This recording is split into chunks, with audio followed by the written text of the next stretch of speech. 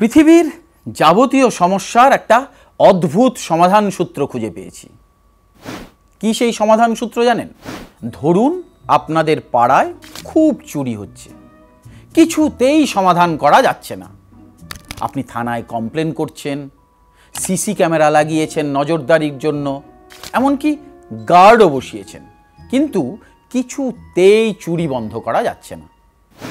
তখন আপনি যেটা করতে পারেন তা হলো আপনার পাড়ার সব বাড়িকেই উড়িয়ে দিন বা গুঁড়িয়ে দিন, ব্যাস সমাধান হয়ে যাবে। বাড়ি যদি না থাকে চোর চুরি করতে পারবে না, সবাই নিশ্চিন্ত হতে পারবেন। বা ধরুন যেভাবে দেশে ধর্ষণ বাড়ছে, কোনো কিছু করেই সমাধান করা যাচ্ছে না, তাই সমাধান করতে আপনি ভাবলেন সমস্ত পুরুষের যৌনাঙ্গ কেটে বাদ দেবেন। কি অদ্ভুত লাগছে শুনতে! শীর্ষ আদালতের এক নির্দেশ নিয়ে এখন আলোচনা তুঙ্গে। খবরের দুনিয়ার হেডলাইনে একটিই খবর, কুকুরের কামড় থেকে বাঁচতে দিল্লিকে 8 সপ্তাহের মধ্যে কুকুর মুক্ত করার নির্দেশ দিয়েছে সুপ্রিম কোর্টের বিচারপতিরা।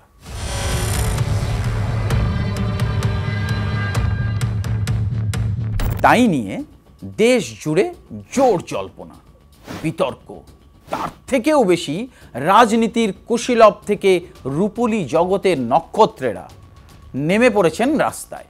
পথকুকুরের আক্রমণ থেকে বাঁচতে মানুষের নিরাপত্তা আর মানবিকতার ভারসাম্য, এটাই এখন আলোচনার মুখ্য বিষয়। সুপ্রিম কোর্টের সাম্প্রতিক নির্দেশের পর এই বিতর্ক নতুন করে মাথা তুলেছে। কিন্তু এই সমস্যা শুধু দিল্লির নয়, সারা ভারতের। এই সমস্যা আজকে নতুন করে তৈরিও হয়নি। দশকের পর দশক ধরে চলে আসা এই সমস্যার সহজ সমাধানের পথ বাতলে দিয়েছেন সুপ্রিম কোর্টের বিচারপতিরা। কিভাবে এই সমস্যার সমাধান হতে পারে তাও বলে দিয়েছেন। এখন প্রশ্ন হলো, সরকার কতটা প্রস্তুত এই নির্দেশ পালন করতে?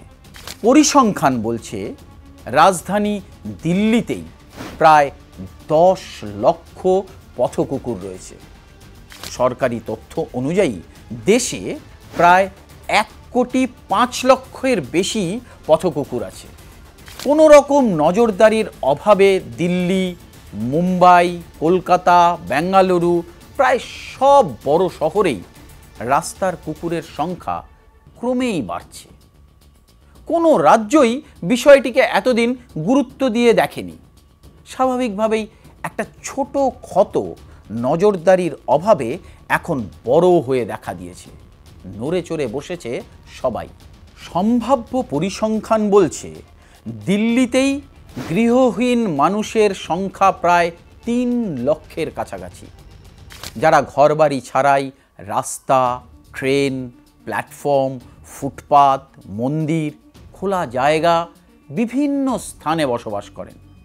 ফলে গৃহহীন মানুষ এবং রাস্তার কুকুরদের মধ্যে জায়গা ও খাবারের দখল নিয়ে রেষারেষি বা লড়াই তৈরি হওয়া কি খুব অস্বাভাবিক কিছু? শহরের উদ্বৃত্ত বা বাড়তি খাবারের পরিমাণ যখন মানুষ এবং কুকুরের ভেতর ভাগাভাগি হচ্ছে, সেখানে লড়াই তো হবেই। অভুক্ত বা খালি পেট সবসময়ই হিংসার জন্ম দেয়। কে ভাববে কার কথা? 2024 সালে ভারতে 37 লক্ষেরও বেশি মানুষকে কুকুর কামড়েছে, যা হিসেব করলে দাঁড়ায় প্রতিদিন দেশে 10,000-এর বেশি। এর মধ্যে 2024 সালে দেশে 54 জন মানুষ জলাতঙ্ক রোগে মারা গেছেন। এই সংখ্যাটি আগের বছরের তুলনায় বেশি। সেটাই উদ্বেগের কারণ। ভারতে প্রতি বছর প্রায় 15 থেকে 20 লক্ষ কুকুরে কামড়ানোর ঘটনা ঘটে। এখান থেকেই বিতর্কের সূত্রপাত।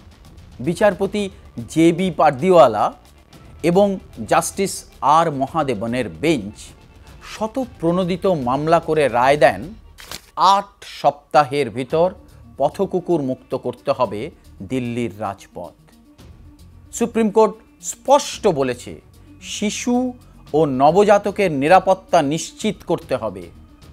শহরের সব পথকুকুরকে আশ্রয় কেন্দ্রে সরাতে হবে। নির্বীজকরণ ও টিকাদান বাধ্যতামূলক। প্রয়োজনে বল প্রয়োগ করা যেতে পারে। সরকারি উদ্যোগের অভাব, দুর্নীতি এবং রাস্তার কুকুরদের নিয়ে সরকারি পরিকল্পনার অভাব বিষয়টিকে আরও পাকিয়ে তুলেছে। কুকুরদের কামড় এখন একটি গুরুতর জনস্বাস্থ্যের সমস্যা, যা ভারতে ব্যাপক আকার ধারণ করেছে। हमारा एक ही ध्येय है, दिल्ली की जनता को राहत देना। आज ये प्रॉब्लम जिस विकराल रूप धारण करके दिल्ली के सामने खड़ी है, इसमें सरकार की ईमानदारी के साथ में समाधान देना ये बहुत महत्वपूर्ण है। কিন্তু সেই বিষয়কে গুরুত্ব দিতে গিয়ে বিচারপতিরা যে রায় দিয়েছেন তাতে সবার চোখ কপালে উঠেছে। প্রশ্ন তৈরি হয়েছে অনেক, কতটা বাস্তব আর কতটা অবাস্তব। That there are 3 lakh dogs in Delhi. You pick up the 3 lakh and you put them into centers. So first the Delhi government will have to find 1,000 centers. Or maybe 2,000 centers, because you can't put so many dogs together, they'll fight. So first they have to find the land for that. Then they have to build within 8 weeks something that will cost a minimum of 4 to 5 crores, because each center will have to have caretakers, feeders, watchmen, right, so that the dogs don't run out. Then they have to find 2,000-3,000 places where nobody lives. That there are 3 lakh dogs in Delhi. You pick up the 3 lakh and you put them into centers. So first the Delhi government will have to find 1,000 centers. Or maybe 2,000 centers, because you can't put so many dogs together, they'll fight. So first they have to find the land for that. Then they have to build within 8 weeks something that will cost a minimum of 4 to 5 crores, because each center will have to have caretakers, feeders, watchmen, right, so that the dogs don't run out. Then they have to find 2,000-3,000 places where nobody lives. Supreme কোর্টের নির্দেশ পালন করতে গিয়ে আসলে নির্বিচারে কুকুর হত্যা করা হবে না তো? অনেকেই ভাবেন রাস্তার কুকুর মানেই সমস্যা। রাতে নির্জন পথে বাড়ি ফেরা বা রাস্তায় শিশুরা খেলতে যাওয়া থেকে শুরু করে যে কোনো সময়ে যে কোনো মানুষকে কুকুরের আক্রমণ রীতিমতো আতঙ্কের পরিস্থিতি তৈরি করেছে। কিন্তু বাস্তবে বেশিরভাগ পথ কুকুর বা রাস্তার কুকুর মানুষের ক্ষতি করে না, বরং অনেক সময় তারা এলাকা পাহারা দেয়, অপরাধ রুখে দেয়, এমনকি পথচারীদেরও সঙ্গী হয়ে ওঠে। সুপ্রিম কোর্টের রায়কে কেন্দ্র করে রাজনীতিবিদ রাহুল গান্ধী থেকে শুরু করে বলিউডের জন আব্রাহাম এবং আরও অনেকেই প্রতিবাদে সুর চড়িয়েছেন।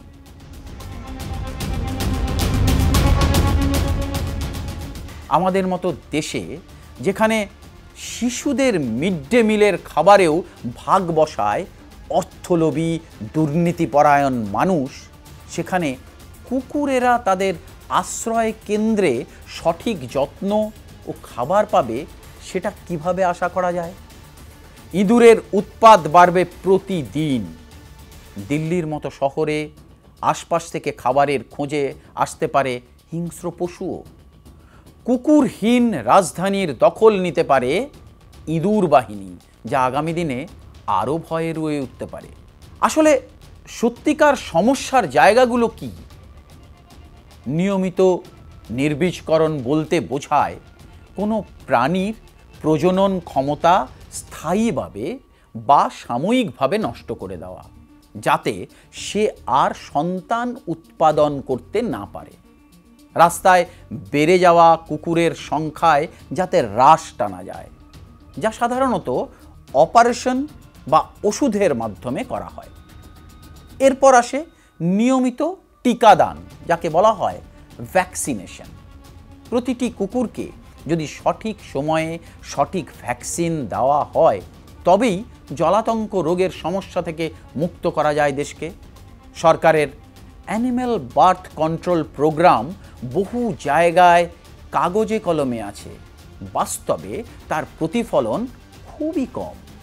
এছাড়া অনেক শহরে রাস্তার কোণে খোলা ডাস্টবিন, ফুটপাতের পাশে বাজারের আবর্জনা, হোটেল রেস্তোরাঁর বাড়তি খাবার খোলা জায়গায় ফেলে রাখা, এই খোলা বর্জ্য কুকুরের জন্য সহজে পাওয়া খাবার, ফলে তারা বাজার, বাসস্ট্যান্ড, পার্ক, স্কুলের কাছে বেশি দেখা যায়। এর থেকেই প্রচুর রাস্তার কুকুরদের খাবারের জোগান হয়, সেই জন্যই তারা লোকালয়ের পাশাপাশি থাকে। কিন্তু খাবারে ভাগ বসলেই বা খিদে না মিটলেই যে কোনো পশুর মতোই তারাও হিংস্র হতে বাধ্য হয়। গ্রামে এই সমস্যায় ততটা বড় আকারে ধরা পড়ে না, কিন্তু শহরে মানুষের ঘনত্ব বেশি হওয়ায় ঝুঁকি বাড়ে। সমাধানের পথ যদি বলতে হয় তবে বলতে হয় নিয়মিত ও দ্রুত নির্বীজকরণ, টিকাদান, প্রতিটি ওয়ার্ডে স্বচ্ছ ও মানবিক আশ্রয় কেন্দ্র তৈরি, স্কুলে শিশুদের সচেতনতা শিক্ষা, কুকুরের সঙ্গে কেমন আচরণ করতে হবে, আবর্জনা ফেলার ব্যবস্থা উন্নত করা, প্রাণী কল্যাণ সংগঠন ও পৌরসভার যৌথ উদ্যোগে ফিডিং জোন নির্ধারণ করা। আমরা যদি সত্যি নিরাপত্তা চাই তবে কুকুর আর মানুষের সহাবস্থানকে নতুন দৃষ্টিতে দেখতে হবে। এই সমস্যার সমাধান আবেগ বা রাগ দিয়ে নয়, বিজ্ঞান, পরিকল্পনা আর মানবিকতা দিয়েই করতে হবে। তাহলেই হয়তো এই সমস্যার সমাধান হওয়া সম্ভব।